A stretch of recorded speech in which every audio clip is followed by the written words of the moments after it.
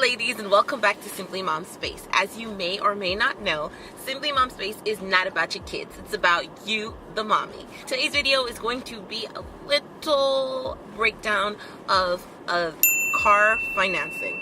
Now, we're sitting in the car today. I just wanted to get it all done. It's a beautiful day outside, I guess we'll call it that. Still snow on the ground here in Canada, but let's just jump right into the video.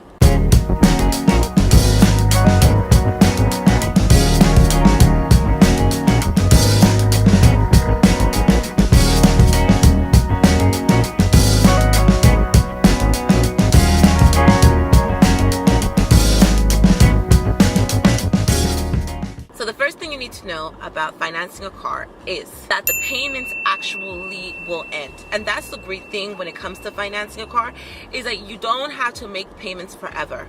Once you decide on your payment schedule, so weekly, bi-weekly, or monthly, then you have your total amount. If they tell you it's going to take 5 years to pay off your car, it will take 5 years to pay off your car, which is great because you will own a brand new car within 5 years. Yes, you do have to pay interest on the amount, but at least you're the only person who will ever drive the car. Now, when you're financing a car, it doesn't have to be a new car. It could be a used car if you did not know this. So if you are financing a used car, then the interest rate will be higher than a new car, and you still will have to pay it off in the end, but it gets you into a car. Number two is that when you buy a brand new car that you're financing, you will be upside down on the payments. Being upside down on a car means that you owe more money than the car is worth.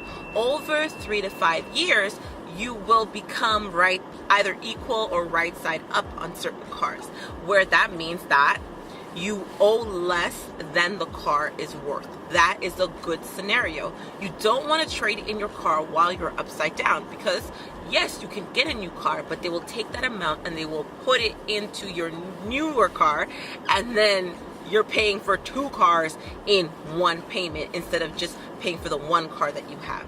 Number 3 is about car modifications. When you are financing a car, you need to understand that you cannot modify the car the way you want to. You cannot put on spoilers, add a brand new sound system in the car unless authorized by the dealer. Because if you are behind on your payments and they have to take the car back, they're not going to be happy with you that you have done some changes to the vehicle. And that's the reason why that you can't make changes, is because at the end of the day, the vehicle does not belong to you. It belongs to the bank or the dealership that gave you the loan.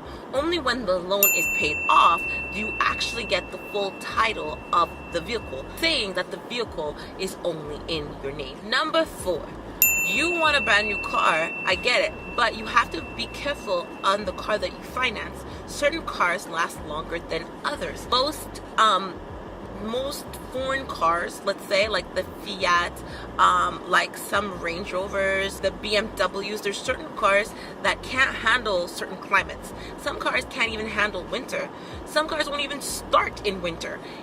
Some cars will actually spend more time in the garage or at the shop than it will be in your driveway or in your parking space. So be careful, because if, let's say, you buy a Toyota or a Honda, that will last a lot longer. You know, the rule of thumb is when you get like a Lexus, you will have that car forever. The problem is that car never breaks.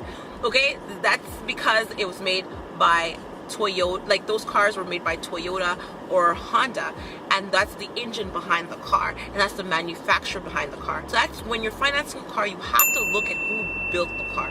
Who is the one that's putting forth this car?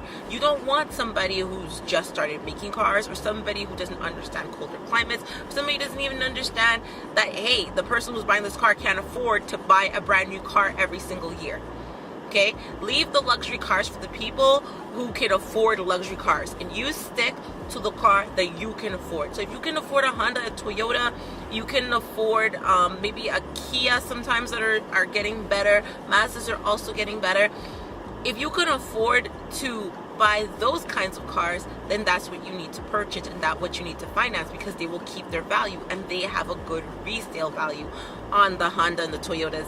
Not so much on the Kias, not so much on the Mazdas, and not so much on the Nissans. I hope that you liked this video. I hope that it was informative. If you learned something, please subscribe. I make videos every Sundays and every Thursdays, and that's it.